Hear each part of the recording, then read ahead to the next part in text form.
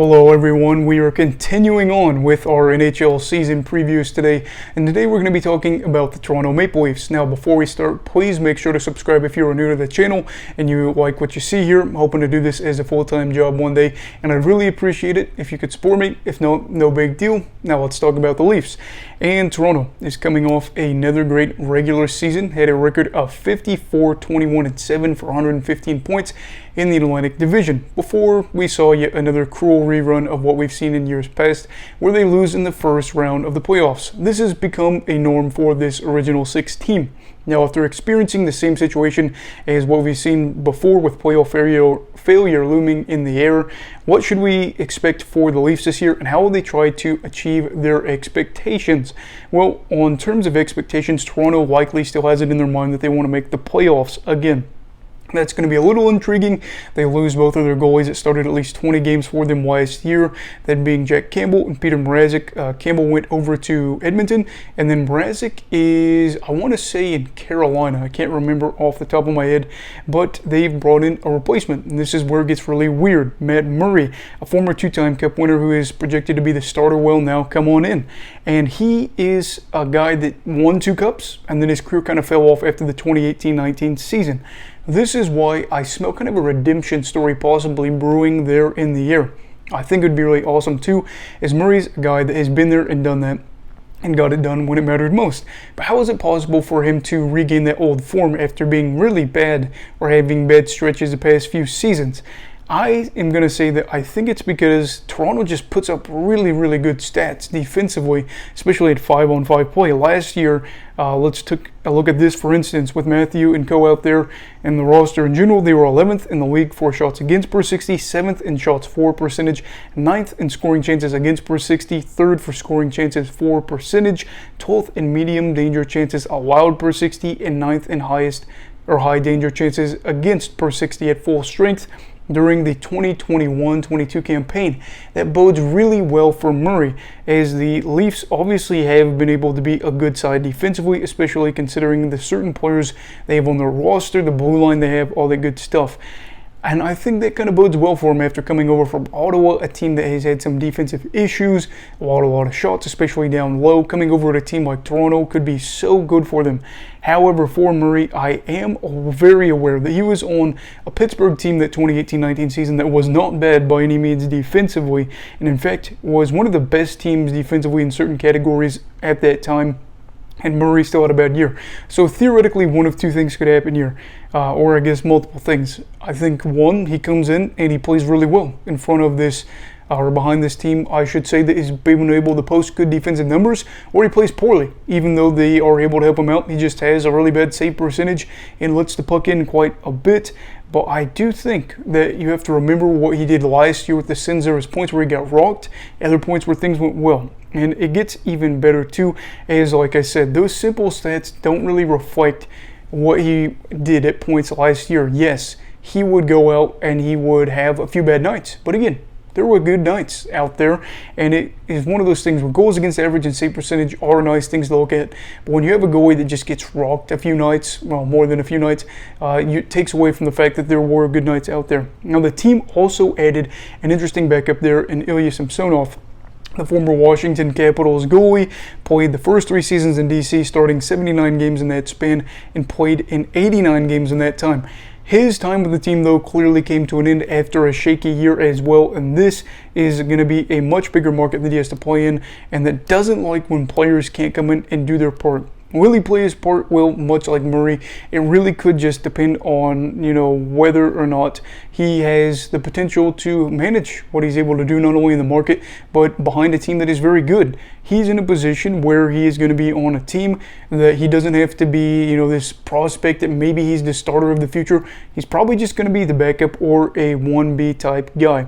This is kind of a dangerous game for the team to be relying on these two, though, I will say. But I'm going to go on and say I feel like they could do well, and I'm going to love watching this play out one way or the other. Now, talking about another storyline for this season, I feel like is a must-see is whether or not Michael Bunting is able to replicate his success from last season. Bunting was a big focal point for fans of other teams as they weren't happy about his rookie status and the fact that he played with guys like Mitch Marner and Austin Matthews. But it really is hard to deny the fact that he had a lot of success as well. Bunting finished with 23 goals and 40 assists for 63 points in 79 games played in his first season with the Leafs, and I'm expecting more of the same of that going forward. Like him or hate him, this guy is probably what the Toronto fans desire. He's gritty, he gets under opponent's skin, but he also is a good player and is exciting that he's able to score goals and make some explosive passes while crashing the net as well. As of right now, he's projected to play top line minutes, and a full year of him playing with some of the top line players that we're familiar with on Toronto is going to be a good thing for him, and I would be surprised if good things didn't happen. Trust me, this is going to be really good for that top line for Toronto. Now, I will say he did have a shooting percentage of 13.1% in the 2021-22 season, and some people would say that's probably going to dramatically drop off. I'm not so sure about that for a variety of reasons. While he did have a shooting percentage that is high compared to other players around the league, he was able to get a lot of shots down towards the net, and Toronto has guys like Austin Matthews that when they have the puck on their stick, you're not thinking, where is Michael Bunting? You probably should be, and a lot of teams might do that, but when Matthews has the puck, people are really worried about what Matthews is going to do with the puck.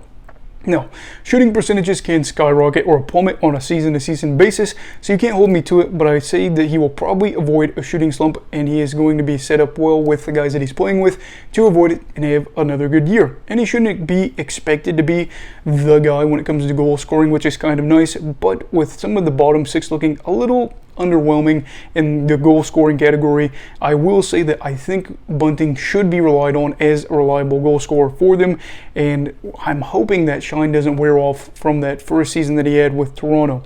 And to summarize with what I'm saying here is that I'm just really betting on Bunting to replicate his success from last season, and I'd be shocked if he didn't have a 20 to 25 plus goal season. And the final talking point of this is going to be a little bit more behind the bench and front office related with Toronto, which I kind of find to be interesting. I don't really talk a lot about the front office or the coaching jobs, I think a lot of times in these season previews, but this is kind of one of those situations that it deserves talking about. I'm looking at Sheldon Keefe, who is the head coach here, who is entering his fourth season and his third full season as the bench boss, and he kind of reminds me of Mike Babcock a little bit in terms of a few years ago. Had a lot of great regular season success, or at least was having good regular season success, and wasn't able to get it done in the playoffs. Does this mean that he's going to get fired if they get off to a poor start or they lose in the playoffs again? That is a good question, and that's kind of what we're talking about here. I've seen people online saying Keefe should get fired. Should he be relieved, or should he just, kind of get fired before the start of that? That is what a lot of people argue about, and I think it's kind of tied in with GM Kyle Dubas, as he is another organizational member to watch out for terms of job security. Dubas had to fill in for a variety of roles for Toronto over the years since he's been there. I think 2014 was the first year that he was there, and his relationship/history with Keefe going back to the OHL leads me to think that after years of playoff failure, their fates could be tied together. Dubas, I believe, is one of the main points in getting him over there to coach, and I wouldn't be surprised if they sank or swam. At the same time, it is a dirty business. I think that Dubas, if he had to, give Keefe the boot to keep his job, he would do that, and that is the reality of the situation. On the other hand, though, I could also see them just sticking around again. I know that this organization is not happy with where they're headed or where things have gone in recent years, but you also have to remember there's been plenty of opportunities for people to get booted. I mean, Dubas even said last year, if things don't change, guys are going to move. None of the core four are gone, and this is why I'm a little skeptical about anything major happening. If I had to pick, I'd say Keefe would be the most likely to get fired, as you can always find another head coach. Don't know why they would do it if they had another great year, but you have to get it done in the postseason, am I right? But I would say they have what it takes to kind of get things going in the right direction after they had a great year this year. Having said all this, what do I think Toronto's expectations would be for this season? I am honestly going to be bold enough and say that I expect them to have Stanley Cup final aspirations. That sounds crazy. I know a lot of people are going to say they lose in the first round. Yeah, they do. They do it, and they've done it a lot. And they've even lost in the qualifying round. But at the same time, they have been in top 10 for the standings, league standings, 4 times in the past 5 seasons.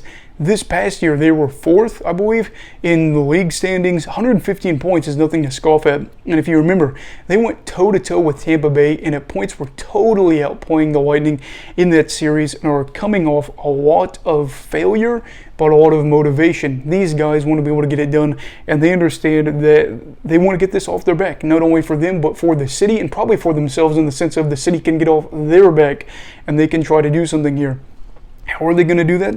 I mean, they've got a really good blue line. They've got a really good top 6 group, and they have the potential for 2 unproven goalies or guys that really haven't had some luck recently to be able to go on a run with a group that looks to be maybe not a favorite to win the Stanley Cup out of like Colorado or something like that, but a team that's a dark horse to win the Stanley Cup.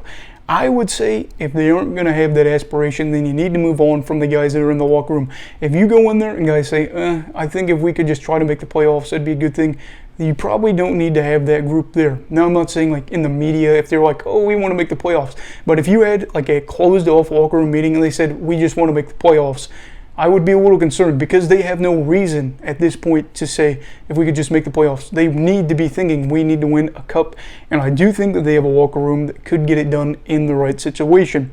But it is another year where people are looking at them and laughing at them. But I'm curious to see, are you one of those people, or do you think that Toronto should have legitimate Stanley Cup final aspirations? Let me know down below in the comments. Also, please make sure to like this video if you enjoyed it. Subscribe if you're new. Everybody, please stay safe. Have a great night, and go with hockey, all right? Goodbye, Brigadiers and Brigadettes. This is your captain signing off. Have a great night.